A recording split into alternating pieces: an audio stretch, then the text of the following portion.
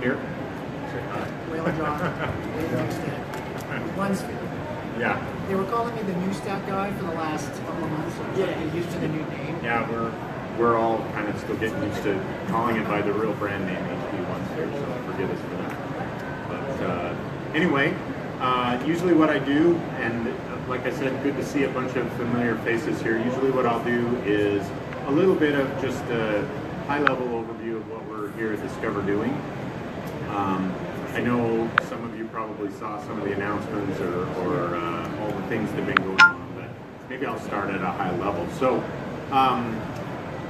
we've been on this journey simplifying hybrid IT for our customers to help them in their digital transformation. And what we have concluded in that journey is, one, that the world is hybrid and we expect it to be hybrid for at least as far as we can tell. And so that means that customers are going to be living in a multi-cloud environment. And so we've been really helping simplify the on-premises version of that multi-cloud environment, which transforms your infrastructure into software-defined infrastructure with products like SimpliVity, our hyperconverged solution, with products like Synergy, our composable solution, the only one on the market and leading the industry there. And so we've taken leaps to simplify on-premises environments, and we're continuing to invest and going full steam there. But what we had theorized about 3 years ago when we started the HPE OneSphere development, and what they exist in a multi-cloud environment, we need to simplify the whole multi-cloud experience. And so what does that mean? Well, that means a few things.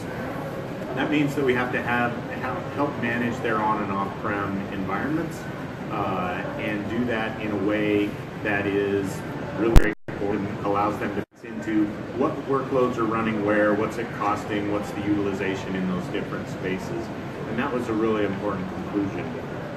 But there were a couple other things, and that is we really felt like the tension in the businesses was often between IT and the developers. And the developers were saying, look, the only way I can get a certain experience to do development is if I go to one specific cloud vendor or something like that. And we said, why is that the case? You ought to be able to do that wherever you want and be able to grab services and have a simple experience, whether it's on or off-prem. So we added a developer environment. We call it OneSphere Projects, which is a multi-tenant kind of workspace-based environment with a service catalog, so that developers can develop utilizing services and capabilities across all clouds, not just their on-prem, not just their off-prem, but they're tailored to the specific environment, those services. And we concluded those are really good things, and we need to make IT ops continuously more simple. So what we said is we got to make this super easy to install. In fact, no installation would be ideal, and so super easy to install, really easy to set up private cloud environments and bridge those to public cloud environments. And so what we did is we implemented it as a software as a service. So you don't have to buy hardware to come up on OneSphere. You don't have to install some software package. You just basically sign up for our subscription service, log in, and give it a little bit of a pointer to where your existing clouds are, and it goes at it and figures all that out.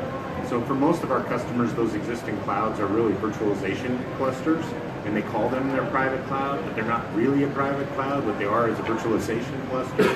But HPE OneSphere automatically recognizes that VM state, pulls it in, and gives it the capabilities of a cloud. So multi-tenancy, the ability to scale resources, the ability to do more deployment models than just VMs, and those kinds of capabilities. So OneSphere is a big strategic leap for the company, and we're really proud of driving in that direction.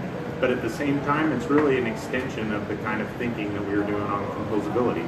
So if you think of composing resources to given workloads in a Synergy chassis, you could just do a higher level of abstraction and say, well, what if those resources lived in different clouds, whether they're on-prem or off-prem clouds? You can think of composing those resources. And that's the mental model we took. It's not implemented exactly like that, but doesn't matter. That's kind of the experience that we're delivering to a set of customers. So we've had a beta program going on with that HPE OneSphere for a few months. Had a couple of those customers on stage here at HPE Discover Madrid, and they are extremely happy. The two that are on stage here are DreamWorks Animation and Hudson Alpha Institute, and we had another one that we disclosed in some of our earlier press stuff and all that, which was Optio Data, all beta customers for HPE OneSphere. We have more beta customers than that, including one very large oil company. We'll kind of leave it at that. We have one very large manufacturing company. We have several mid-market players that are in the beta and kind of that type of thing. I can't remember if there's somebody I'm leaving out, but you know, we're not doing a 150 customer beta program. We're doing kind of, you know, tens beta program, and pretty happy with the results that we're seeing there. So anyway, it was our big announcement from my group, the Software Defined and Cloud group, but it's not the only thing that's going on. I want to make a couple of comments. So our SimpliVity platform has fantastic momentum. We're at over 2,000 customers now. I know I've spoken to most of you about that before. Over 2,000 customers, growing faster than the market and continuing to expand on the roadmap. It's all completely integrated into HPE now, and really happy. R&D roadmap, full speed ahead, and going as fast as we can on new features. The latest introduction on our SimpliVity platforms is our Gen 10 capabilities. So we have the enhanced security of the Gen 10 for Alliance, the root of trust stuff that's included in your Gen 10 for Alliance. That's available now in SimpliVity. We've also expanded the number of price points that we hit, kind of the configurations from more small ones and more extra large kind of ones. So we're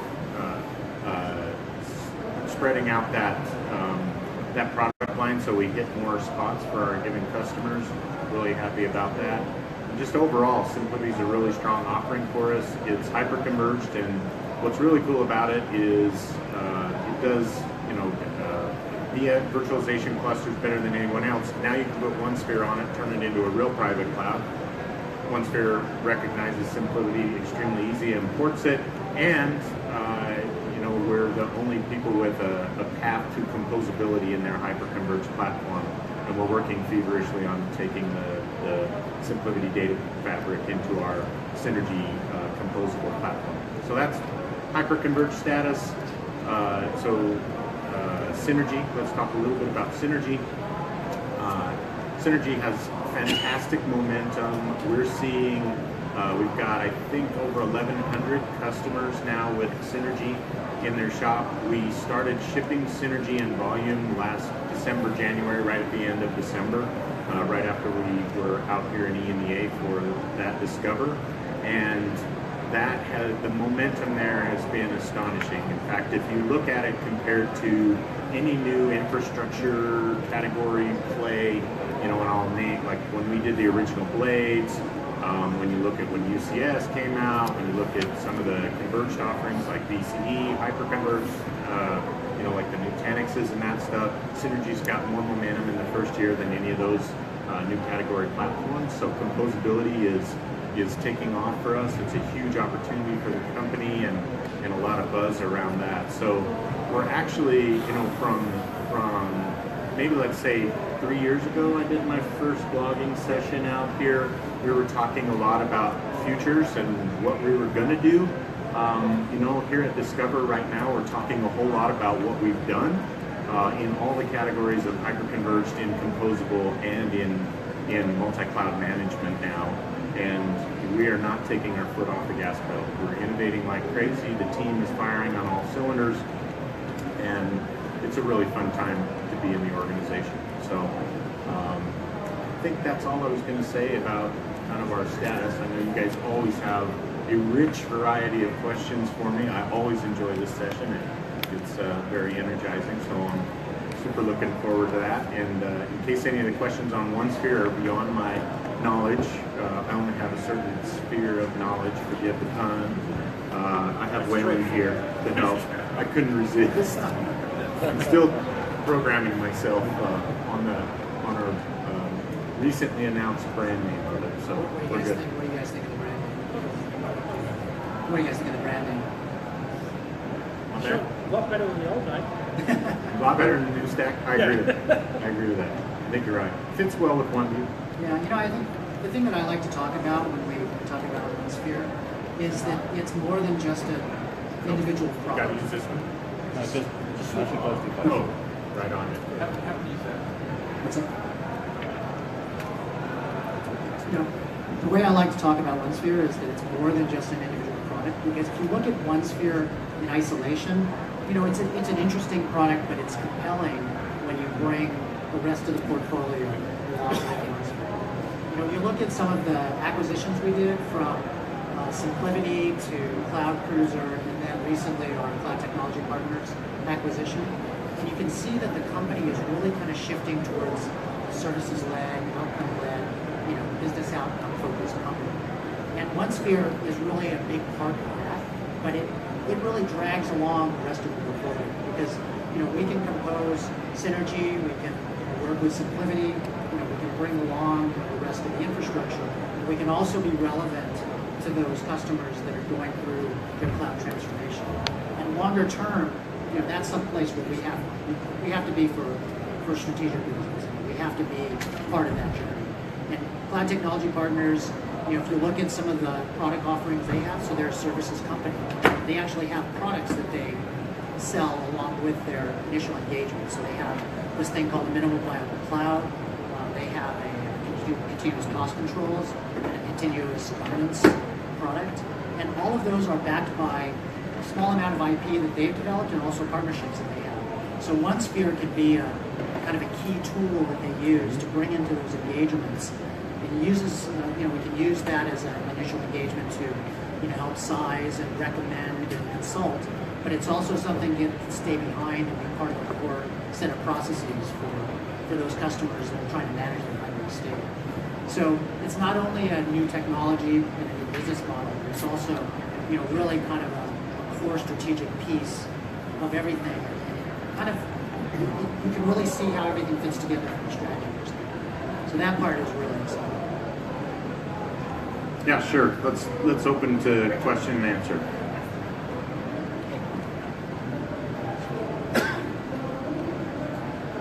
I have a question.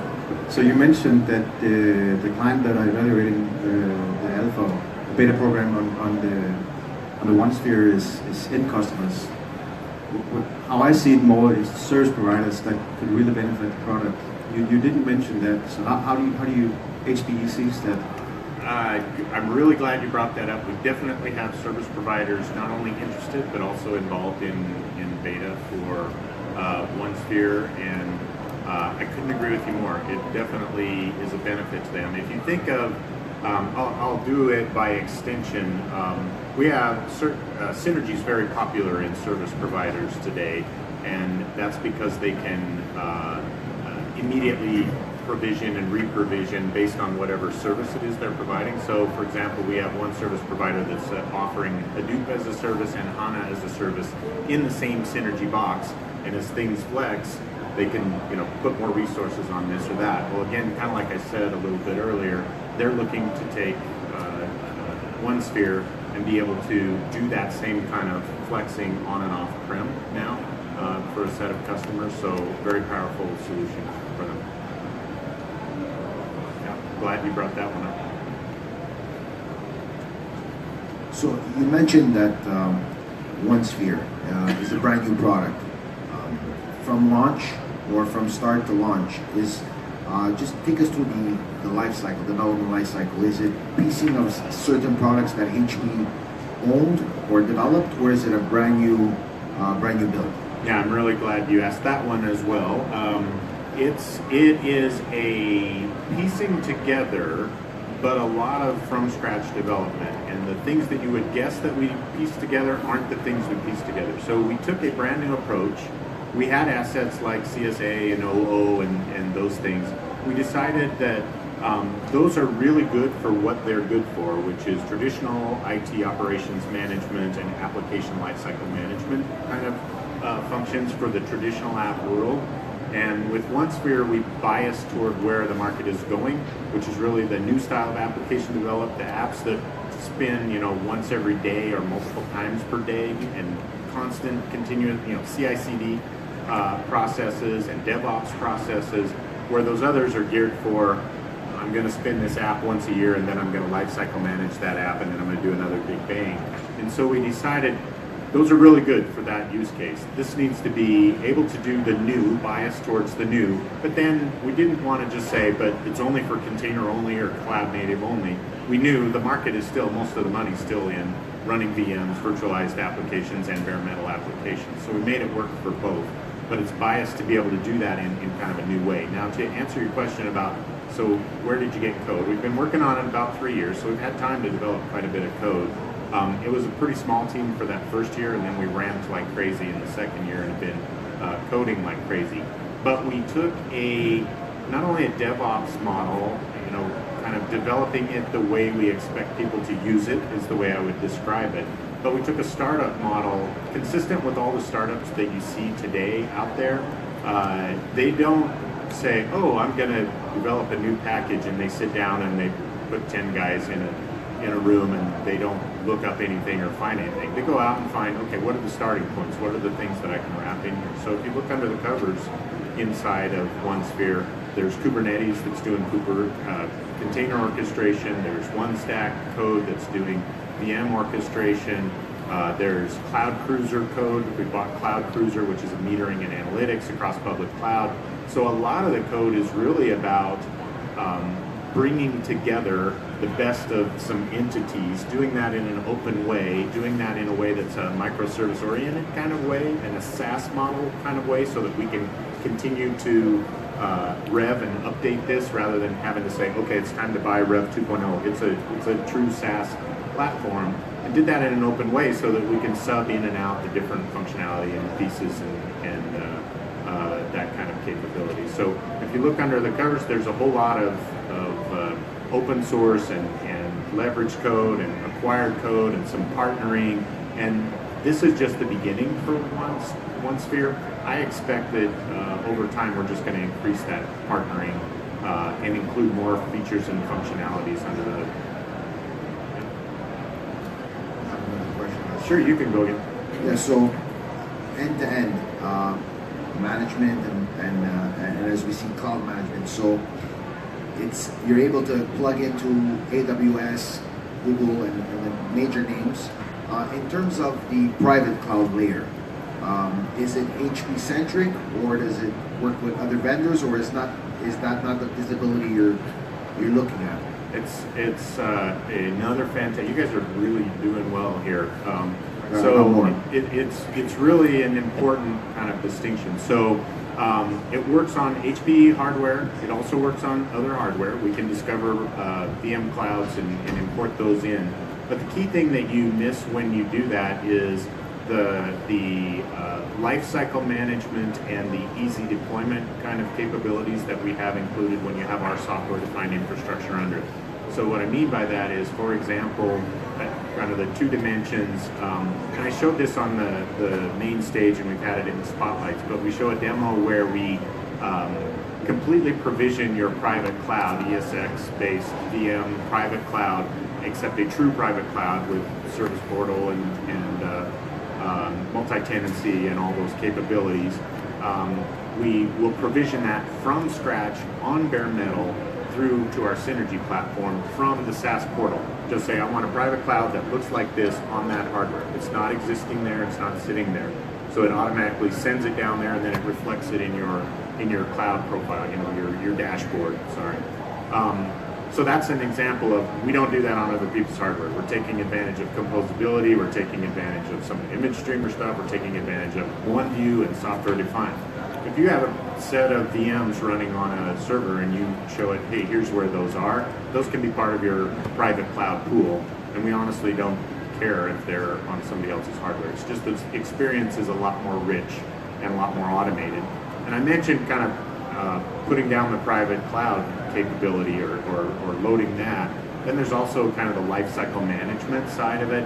As you know, we have industry-leading, rich capabilities in terms of infrastructure automation, which is some of that private cloud stuff we just talked about, but also infrastructure management. So firmware updates and different operations and seeing when a piece of hardware needs repaired and you know, some of the intelligence associated with that's built into OneView, that's accessible through that SaaS portal onto your private cloud. So you can actually do management that's connected to OneView, if you will. OneView's the on-prem thing that's doing the local stuff, but it's still through the SaaS portal.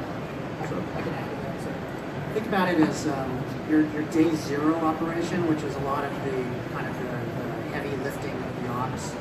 That takes advantage of our hardware capabilities, whether it's OneView or Redfish, you know, things that are related to HPE hardware. The Contain One Plus, which is all around collaboration, workspace, projects, service catalogs, and then all the business insights. That's capabilities that can go across, you know, any cloud platform. So it doesn't have to be HPE specific. The hard time I have understanding is we have a product which is OneView. We announce a product which is OneSphere.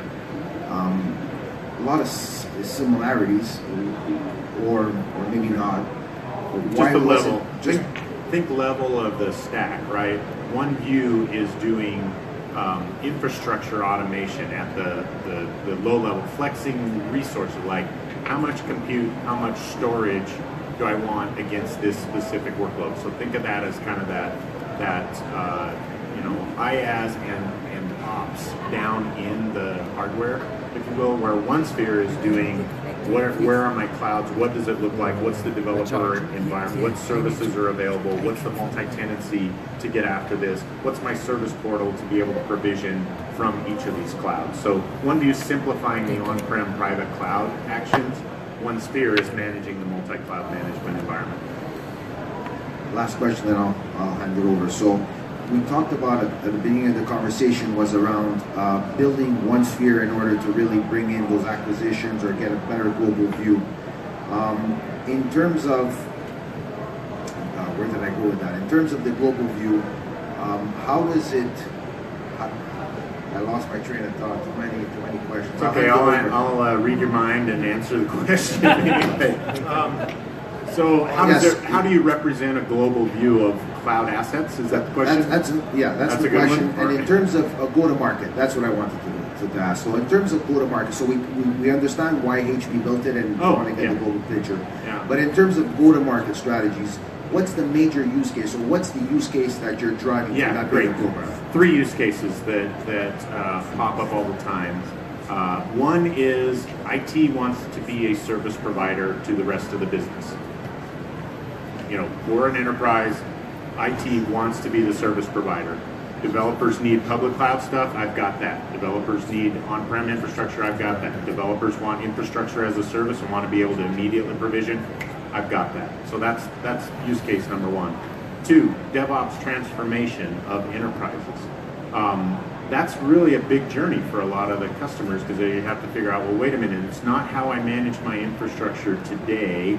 I have developers who think DevOps means only in one cloud on one flavor, which locks me into a certain paradigm and a certain cost model, and that's the only place I can do DevOps. I don't get to do DevOps for my current VM environments or to deal with my old bare metal, you know, my legacy applications. I want to be able to adopt one methodology and be able to do that. So DevOps transformation is a huge use case for this. And then really business efficiency is the third, meaning I already have gone through some of those transitions as a customer, or I'm still managing legacy only, but I want to have a more cloud-like model, and I want to be able to compare costs of if I run a VM here on-prem, it's cost me this much and my utilization is this much. If I run it in AWS, it costs me that much, and here's what my cloud bill is going to be associated with that. So when we talk about surprise OpEx is what CFOs are trying to get rid of. A lot of them like shifting from CapEx to OpEx, but then that opens them up to,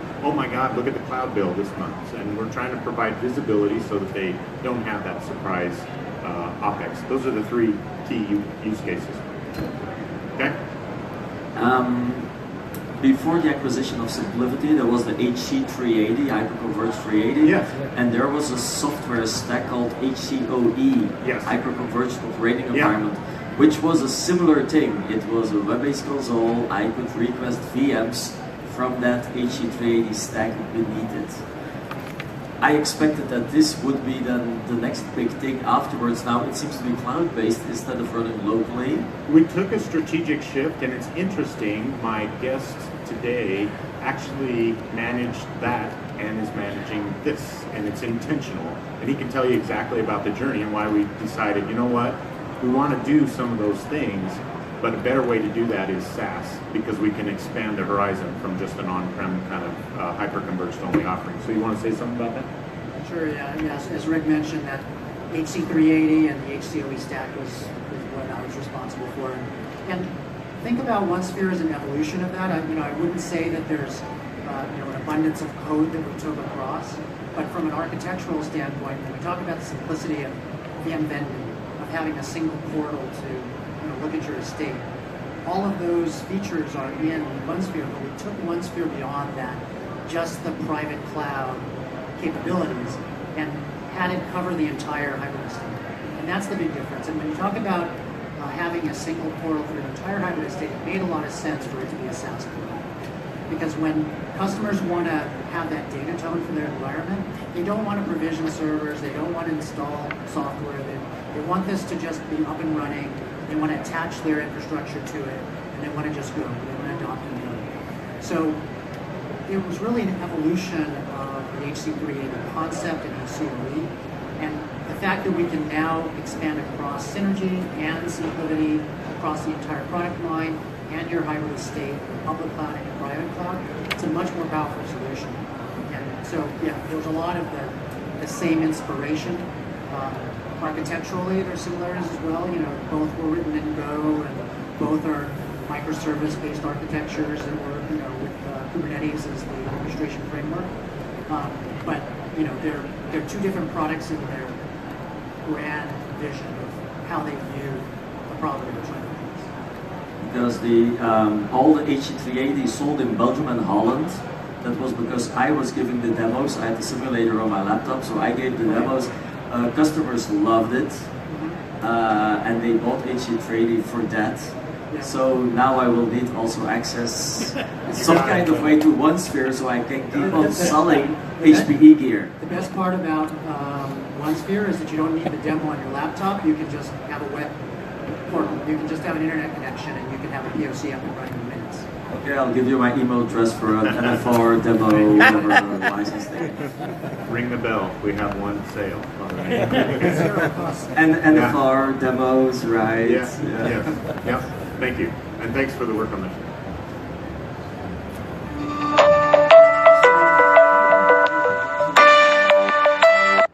Is this going to be your gateway to all clouds and on-prem? Is it just going to be the gateway to on-prem? And they continue to spin up resources for their IDE or Azure or AWS? Since Wayland's team is actually doing the development and we're developing it the way we're using it, I'll just let him. Yeah, so we have this concept of personas, which is essentially a role. And there's three kind of main personas that we're coming out with in the first version of the product. There's the IT admin persona, and that's the role that's going to be responsible for rolling out infrastructure, lifecycle management, maintenance, private cloud infrastructure. There's a line of business role, which is more focused around carving out projects and quotas and curating service catalogs and also looking at real-time costs. And then there's the consumer of IT or the developer persona. And the developer is going to essentially have their own project that they can manage. And it's all self-service. So they're going to have a single way to provision workloads, whether it's, their project will have a service catalog that's inherently hybrid. So they're going to have a set of curated applications that can run on AWS, on Azure, on-prem VMware or KVM or Hyper-V, and then they're going to be able to provision those workloads through a single pane of glass on any of those parts of their estate. And so that the beauty of that is it reduces a lot of the friction between the traditional I&O organization and the developers and the consumers of IT, because there's no longer that long process of, I have to provision a ticket and I've got to submit it, and if that VM that the project is requesting wasn't forecasted, it might be months, weeks or months before they actually get that provision. We can, the IT organization can pre-provision all of that capability, and when the project is running out of capacity, they can see all of that ahead of time, and then they have all of the lifecycle management to be able to easily add capacity. You can pop in another blade in a synergy, you can add another node to Simplicity, and then you can bring all of those resources online and to the project and allow them to expand resources that they're working. So it's truly a fluid set of resources that we can allocate to the project. So I guess, but from a developer's perspective, those might not be the concerns that they have. They have a place where they're provisioning out to maybe part of the pipeline or workflow.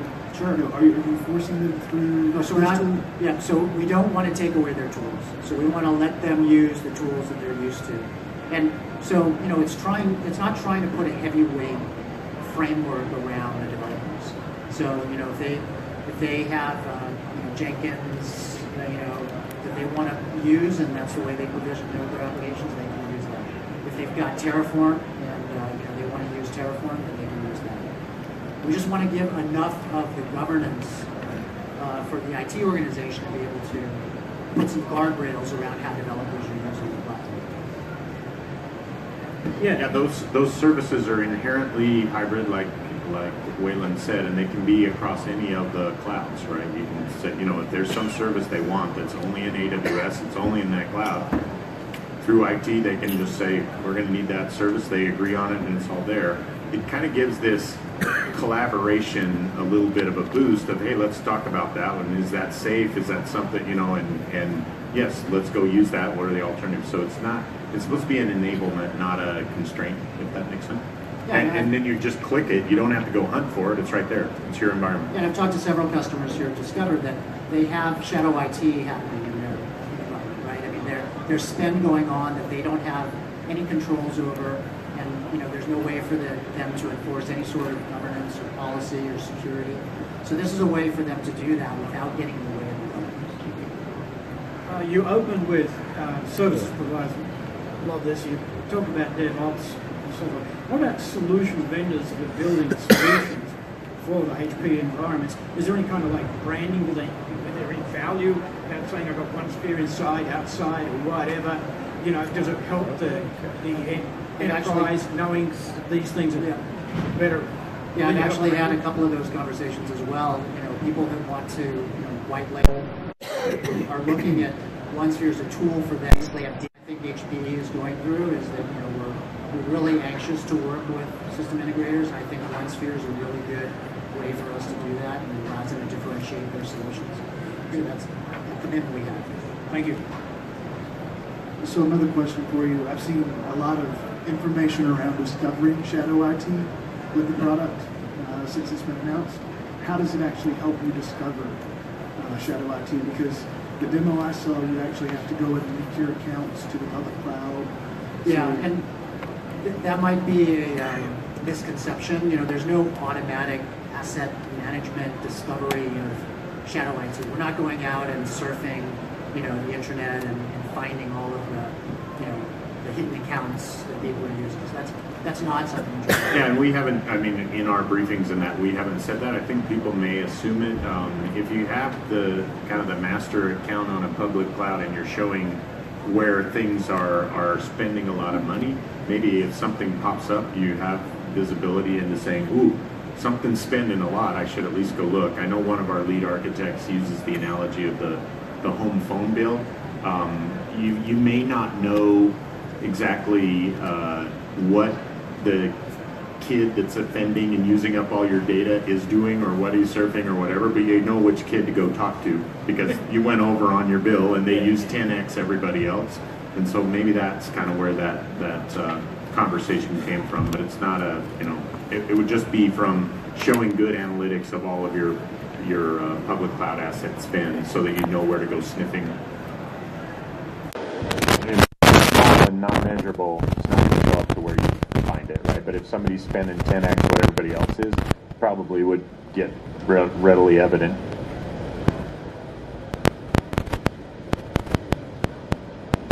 Nobody else has a question, I'll ask this one. Good. Any idea around pricing or how you're going to model pricing for it? We're still working the final pricing, but we know the model, and you can fill in a few more details. Subscription base, we're selling 1-3-5-year terms, and it's based on per core and an equivalent in the public cloud. You can say a little bit more about that. The only thing we don't know is the exact number, because we're still debating until we launch. That's the beauty of a SaaS platform. We can kind of choose right up to the end, and we're having those conversations with customers. But we know the model and how we're doing it. Yeah, it's a subscription license. The subscription is 1, 3, and 5-year term. It includes support, so support is bundled into that service. It has benefits for the longer term, obviously, and it's what we call a hybrid license unit. So it's tied to either a physical core, so however many virtual machines you can run on that that set of cores, or 20 vCPUs in the cloud, and you can have any combination therein. So if you have workloads that are running on-prem, but then you want to move those to the cloud, that same HLU can cover that workload. So the equivalent of 20 vCPUs, or the equivalent of essentially a dual socket server, is what an HLU covers.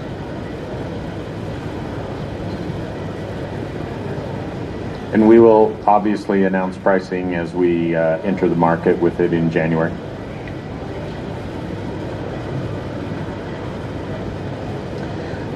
Talking more about the security aspects around this product, how could you address the conversation with not only CIO or CTO, with the CSO about auditing and whatever runs around this platform? Yep. Yeah, so I'll address that. So from a security standpoint, the first thing to realize is that the SaaS service is a control plane. So we don't actually have the data resident in the SaaS management system. It's really metadata. The second is that when you as a customer create an account, we have our automation actually deploys a VPC and deploys a private instance of those services for that customer. So you as a customer will have, amco.onesphere.com as your URL, and that's your private instance of OneSphere. The second is that we have all of the rich auditing, so audit logs, and we have very specific personnel that manage every customer engagement. For your on-prem infrastructure, we have a secure gateway that has private keys that are deployed specifically for that customer. We don't expose any additional ports. It's all TLS protected, both on the front end and the back end. All metadata is encrypted on both sides. Yep. So security is a big, obviously, when you talk about what customers we're trying to address the mid and large enterprise customers, because they're the ones that are going through the cloud stress. So it's the enterprise customers, and their enterprise security requirements are paramount, and that's really how we built the product from the ground up with that in mind. Okay, I got it. Thank you. Yeah, it's exciting. What do you think? I mean, really, I think that the thing when we're hanging out with a lot of CIOs here at Discover and a few developers here and there, this typically tends to be more of a IT shop kind of audience that's here. But this notion around enhancing the collaboration instead of having it be kind of combative or whatever is really appealing, right? Where everybody's kind of working together for the same goal, and the public cloud and the private cloud and all of that is really about it's just more resources and more tools to use to solve business problems and to do digital transformation. And it kind of gets everybody on the same team. You're looking at the same data, you're looking at the same services. It's not like, well, we're off over doing this because we're frustrated with this or that. That's the thing that really seems to resonate like crazy and is a strategic conversation for these customers. Yeah, I think it's cool technology, but a couple of us were having discussions last night. What this is really kind of reinforcing in some of our minds, Rick, is that this really is posturing for the enterprise, big enterprises. I don't think there's any play in here for small mom and pop, small and medium businesses. I see this really reinforcing the message that HP Enterprise is the enterprise, so that's your market going. Yeah, but the other thing I would make a point of is that there is a robo enterprise use case that's very interesting, because that's an at scale, kind of problem to go solve. So think about, a large logistics company that has 1,000 stores that have to all be managed. So having something that runs as a SaaS service and can work with our SimpliVity platform, for example, and be able to do global DR at scale, with many, many remote offices or small branch offices or remote sites. That's a remote office use case that's enterprise scale. And those are also, things that we think we're uniquely positioned to go address. Which, by the way, is a real sweet spot for SimpliVity, sitting with Synergy in the data center, SimpliVity at those remote office or branch office kind of environments, and this will help us with that.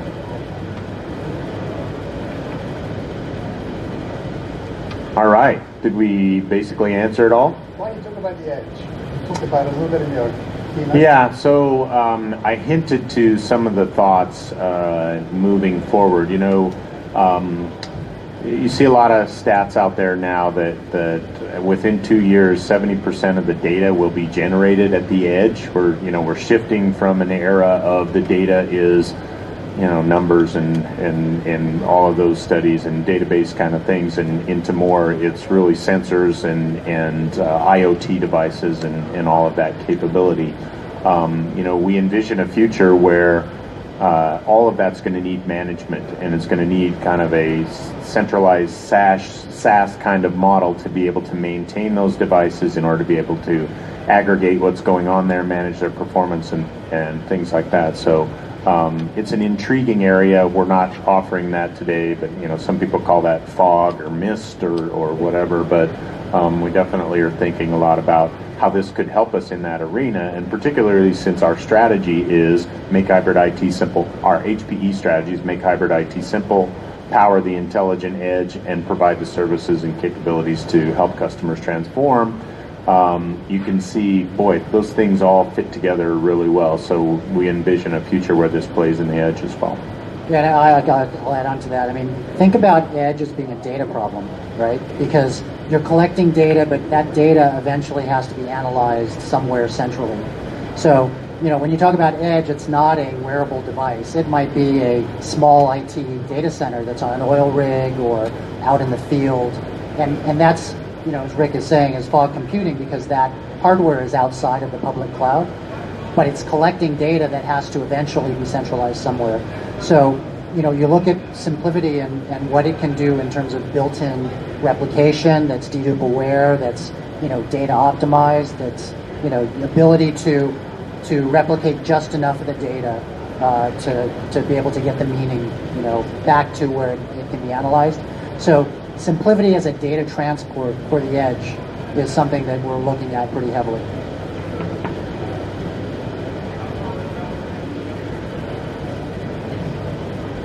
I've got a leading question for you, if you want one. I really like the looks on everybody's faces. Lots of good, you looked inspired in thought. Like, wow, this thing looks like really cool and could really help. So anyway, that's my assessment. Go ahead, Chris. All right, leading question. So you talk about the three kind of personas we've talked about in the past. You talk about it really kind of your group going into more of a software role. Explain about how this is all working. Do you want to mention about our new dev community that we've started to spin up? Yeah, why don't you, HPE absolutely. Dev? Yeah, absolutely. So I think we're going to go big with the dev community at KubeCon coming up, right? So, one thing we're trying to do with the developer community is that if you look at Composable and you look at OneView, there's a lot of development that people have done and tooling around those products, right? Because Composable and Synergy is essentially an API for the rack. And, for people to actually take advantage of that, they're writing code. They're writing applications that take advantage of that composability. But what a lot of our customers want to do is they want to collaborate on that. So they'll put applications up on GitHub, but they have no way to collaborate with other people within that small segment of the community that's also doing work in that area. And that collaboration might be sharing IP. That might eventually be monetizing some of it, maybe a enterprise app store. So the developer community is all about encouraging development around our APIs and around our enablement of HPE products. And to bring those developers together so they can collaborate, they can share. It's not trying to replace GitHub, but it's the pointers and it's the crossroads to get to where all that content is. And to have those developers be able to work within a community that can help build more momentum around some of the enablement we have for composability. So I think it's a really powerful concept. It's something that we're getting a lot of really good feedback on. Hudson Alpha is a really good example of that. You saw them on stage with Rick. They've developed a lot of content for Synergy. And they want to talk to other IT groups to find out, what other people have done and how they can maybe leverage some of the tooling that they've developed and also kind of share the stuff that they've built. So developer community is going to be a really big thing for us, I think, going forward. Yeah, I think have we announced branding and all that stuff, or is that a show show floor? Yeah. Is it? Okay. Yeah, HP Dev. You mentioned that there are around 1,100 Synergy deployments. Also in Belgium I see deployments over there, but it's more a C7000 replacement project than really going to composability. How do you see it worldwide level? How much companies are really using it for fast deployment? And how many people do it as a replacement of hardware? Depends on where the customers are in their journey. I mentioned, service providers, they're all the way over. I talked about Hadoop as a service and HANA as a service in one particular case. And we've got multiple service providers doing that. Where people are in the internal service providers, kind of virtualization stuff. Yeah, but more, if really their objective right now, if the mode that they're in is just about efficiency and running VMs, Synergy is a fantastic platform just for that. It has a 30% TCO advantage over UCS. It has a 30% TCO advantage over our blades, our original, our architecture. And so if you just want to run it as a giant virtualization cluster, or honestly, a lot of those blades go out as bare metal servers as well. Almost, it used to be half. It's probably a little less than half now, but it does a fantastic job at those, and the price performance beats anything out there on the market. So it's great for that. I would say if I looked at the customer segmentation, when we started, it was probably 80-20. It's probably getting closer to 60-40 of people. But remember, even if a customer buys it saying, I'm only doing virtualization and bare metal today, part of the value proposition for them is this is a data center play. I mean, we have C7000 data centers out there that, we started shipping C7000 in 2006. It's 12 years. So it's a data center play. 12 years later, who knows what you're going to be doing with the Synergy. It's really nice to know that, 12 years from now, most of these enterprises are going to be deploying containers. They really will, right? And so they know I'm buying into the future, and I know that I'll be able to do that. So even if the mix is, wherever it is in that range, still biased, they're still buying the value proposition. So for on-premises deployments, what are you doing with OneSphere to help cloudify on-premises? Bring the service catalog, and how does that work? Are you exposing things from public cloud in your service catalog? Or are you yes, absolutely. It is a hybrid catalog. In fact, I think we might even call it the hybrid catalog. I don't know what we call it in the thing, but it basically is services. Public cloud services are part of the catalog that's in there. Multi-tenancy is another thing. We talked about projects or whatever. You have your own pre-provisioned workspace. Scaling resources. Remember, Synergy can scale resources. So if you add true IaaS, if you ask for, I want this much stuff to be deployed against this workload, you can do that in your private cloud. So those are pretty big capabilities that are beyond just I want to run 2,000 VMs or something. You know what I mean? So it's a big leap. That's on premises. That's the problem. Is there's a lot of workflow, configuration, setup required to operate on premises IT as a cloud. So I was curious if there's anything more that you're bringing to the table with OneSphere.